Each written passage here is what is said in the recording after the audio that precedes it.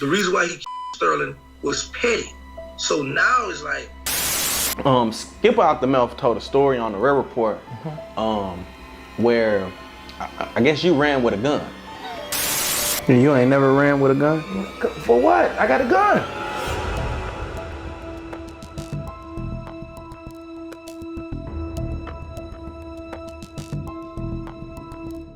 That hot day in July 1996 began like any other day in New Orleans. For Sterling Lofton, better known as Hot Boy Sterling, this day would be his last. Sterling was no stranger to the streets, but this day would prove different. At some point, a confrontation unfolded, one that would end in gunfire. How the shooting went down remains hotly debated. Some claim it was a burglary gone wrong, while others argue that Sterling wasn't even armed that day. What is certain is that Sterling lay bleeding in the street as chaos erupted around him. The Magnolia Projects, usually alive with noise and activity, fell into a tense silence. Sirens pierced the humid air, announcing the arrival of first responders. Onlookers crowded at a distance, their whispers mixing with the crackling of police radios. When paramedics arrived, they found Sterling gravely injured. Despite their efforts, it was too late. Sterling Lofton, a figure as revered as he was feared, passes away there on the pavement, a life cut short in an instant. The scene was left blood-stained and raw, but the question lingered. What had really happened that day, and who or what was to blame? Sterling Lofton's farewell service was a grim reflection of the life he had lived and the world he had left behind. The service, held in New Orleans, was intended as a moment for friends, family, and community to grieve and say their goodbyes. Instead, it became a chaotic, intense event, marked by the ever-present specter of violence. As mourners gathered, the atmosphere was heavy. The police, well aware of the tensions surrounding Sterling, as his associates warned attendees of a possible drive-by shooting targeting the farewell service. This warning sent a ripple effect of unease through the crowd. There was some people standing out on the porch of the church or the funeral home, and there was a red car that was down on the corner sitting there. It was a red light down at that corner, but the red light hadn't came, gone. So somebody mentioned it to the police, because we had police out in the front. The police said to the people on the porch, hey, y'all go inside, because there's a possibility it's going to be a drive-by. So what black folks automatically interpret that as?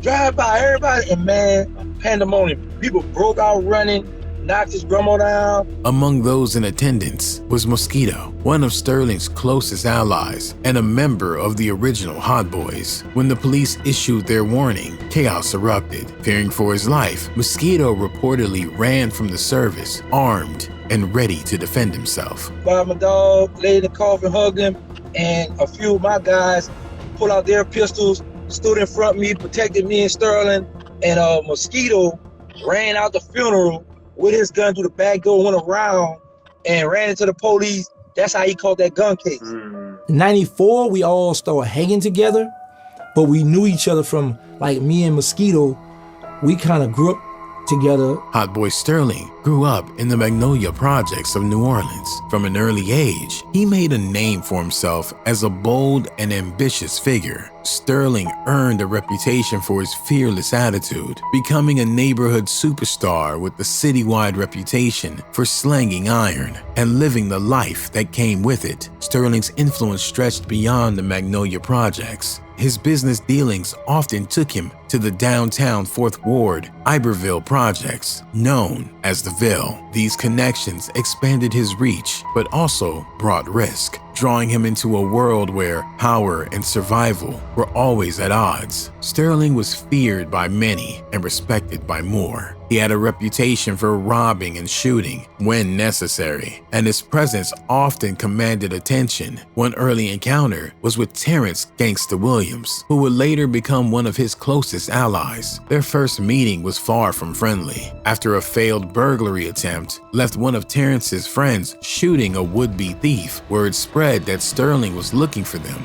One day while riding their bikes out of the Magnolia Projects, Terrence and his crew saw Sterling coming down the street. Sterling stopped, introductions were made, and Sterling made it clear he knew Terrence had shot his friend. Despite the intensity of the moment, the situation did not escalate. Both sides went their separate ways. In 1993, Sterling and Terrence crossed paths again, this time in jail. It was there that the foundation of the original Hot Boys began to take shape. By 1994, Sterling, Terrence, and their crew had formed the Hot Boy Clique, cementing their legacy in New Orleans street culture. The four of us hung together every day. Sterling was a founding member of the original Hot Boys, a street crew that became infamous across New Orleans. Alongside Terrence "Gangsta" Williams, Mosquito, and Dooney, Sterling helped establish a reputation for boldness and survival. In the Magnolia Projects, these qualities weren't optional, they were necessary. The Hot Boys thrived in an environment defined by danger and opportunity. Sterling's fearlessness and determination made him a standout figure in the crew. Together, they built connections and alliances that extended beyond the Magnolia, carving out influences across the city. Their actions and their names became well known, solidifying their place in the streets of New Orleans. The group's legacy would later inspire Cash Money Records. This new Hot Boys group, featuring Juvenile, Lil Wayne, BG, and Turk,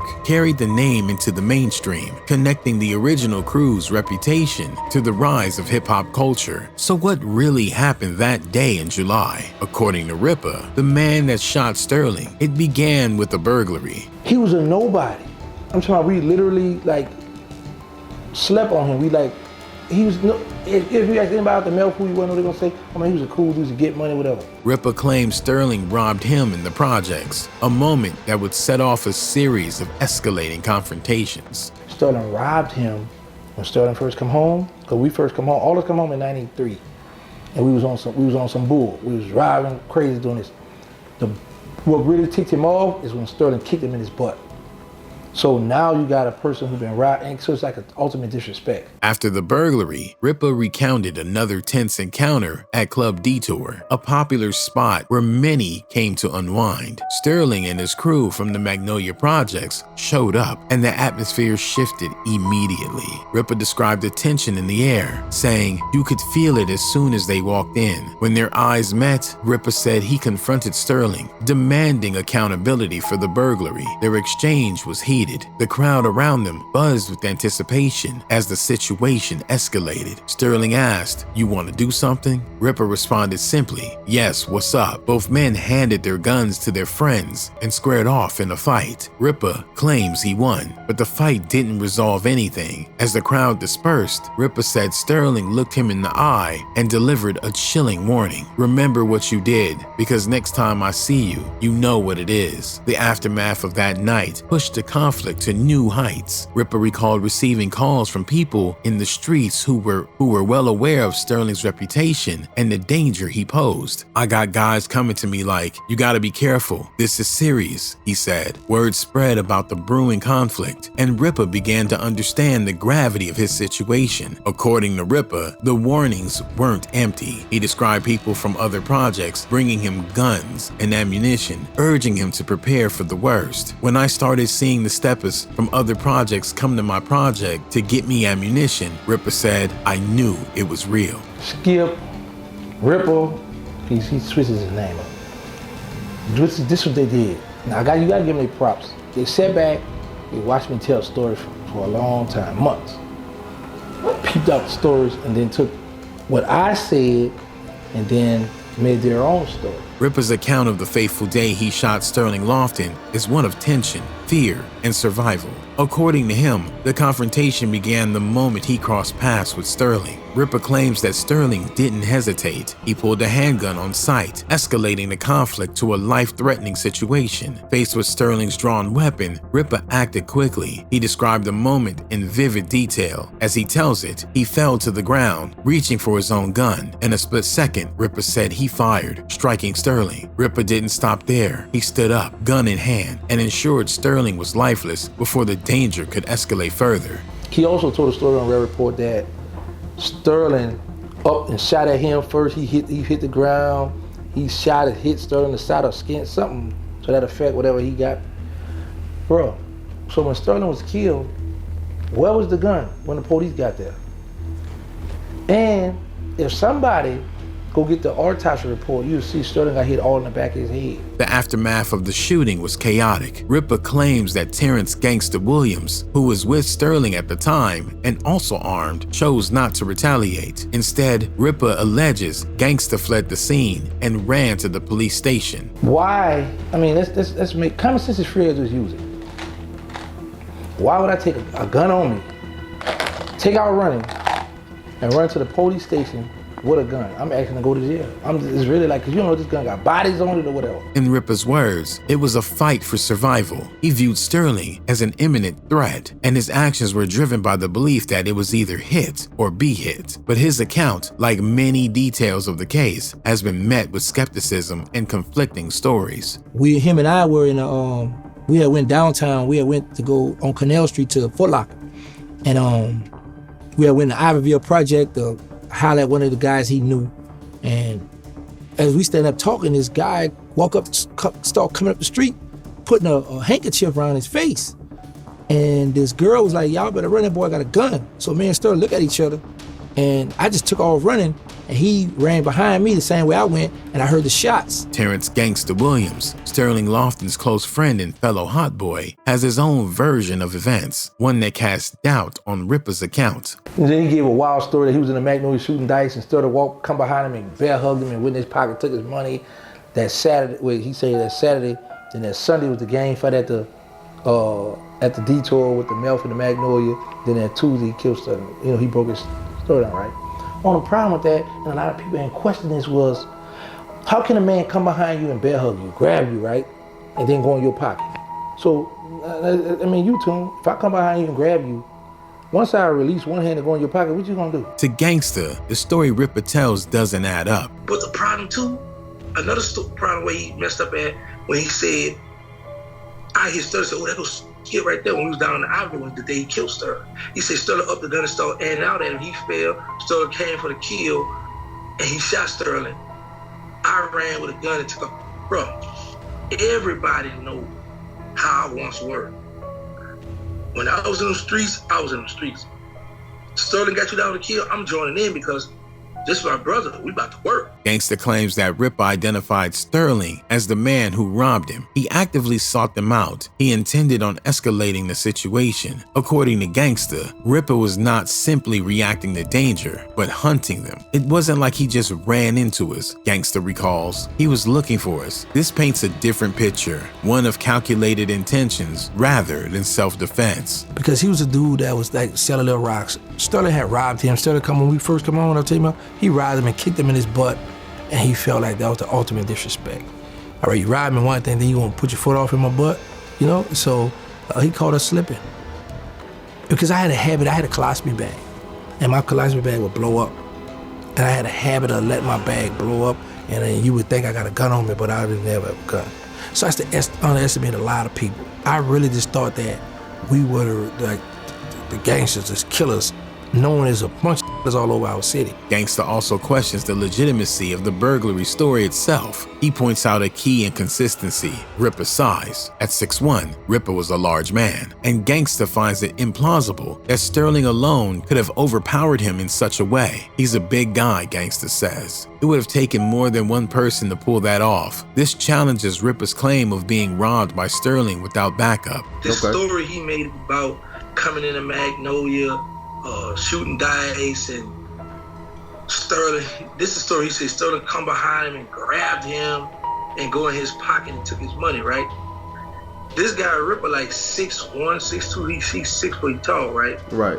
So, how can one man, now his story sound more believable had he said that Sterling snuck behind and grabbed him in a bear hug, and then eyewitness pocket took his money. Even more baffling to Gangsta is the alleged reason behind the hit. Terrence recalled a conversation in which admitted to hitting Sterling for something far more trivial. According to Gangsta, Ripper said it all started because Sterling stepped on his friend's shoes, a petty slight that spiraled into deadly consequences. Let's go sit down and make our play.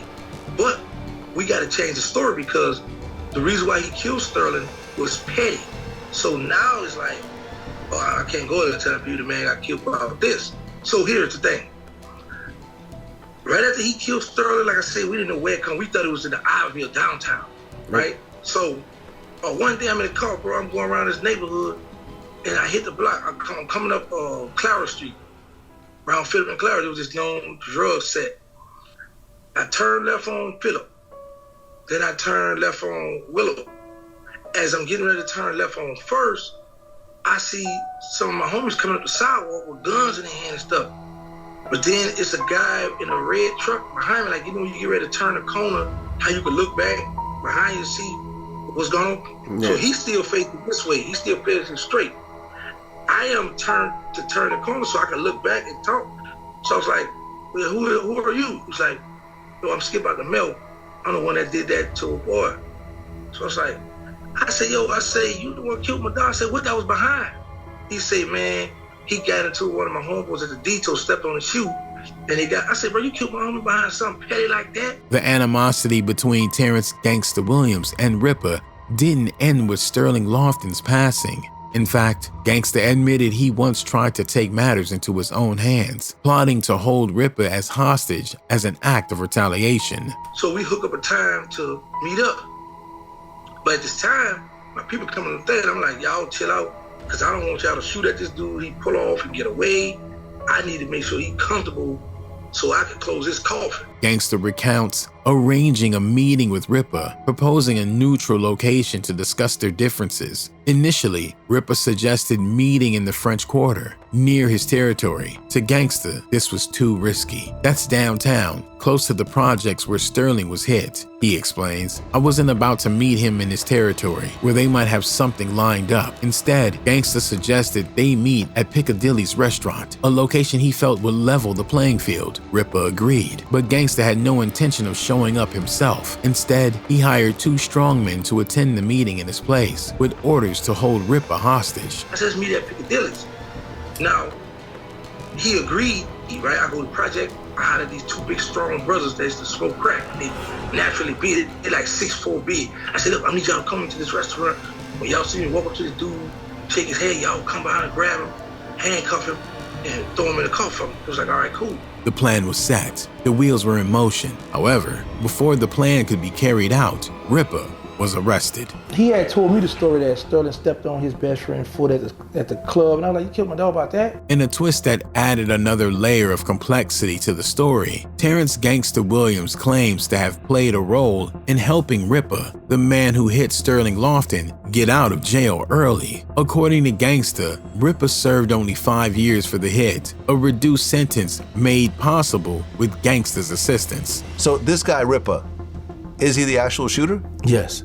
Did he go to prison for that? Yes, he did time, everything, yeah. Okay, you know how long he did? 5 years. Over a murder? Yes, because I helped him. Gangsta's decision didn't come without consequences. Sterling's mother, still mourning the loss of her son, was deeply hurt by Gangsta's actions. Gangsta acknowledges her anger, saying, his mother's upset with me to this day because I helped Ripper get out early. Sterling's mother is still upset with me to this day about that, because I helped him. I told people, yes, Sterling was told the gun, Sterling was known to be violent, because I wanted him to get out. He, on the other hand, mad, like, he told on me. He snitched on me because he signed affidavits, this is it. But bro, you the one bragging, telling people you did this. You saying, yeah, I did this, but he was lying about shooting the dice.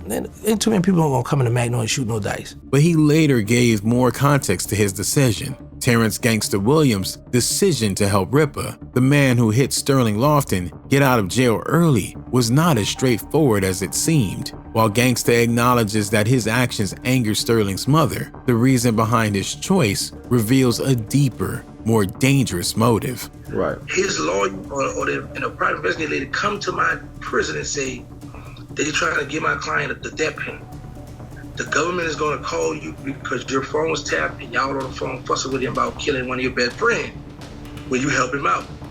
I said, yeah, man, because... Gangsta admits he signed a paper provided by a private investigator, which ultimately helped reduce Ripper's sentence to just 5 years. On the surface, it appears to be an act of leniency, but Gangsta later revealed his true intentions. To Gangsta, helping Ripper get back on the streets wasn't an act of forgiveness. It was part of a larger, calculated plan for revenge. Sterling's mother told everybody, her family, everybody, Gangsta helped free a man that killed my son.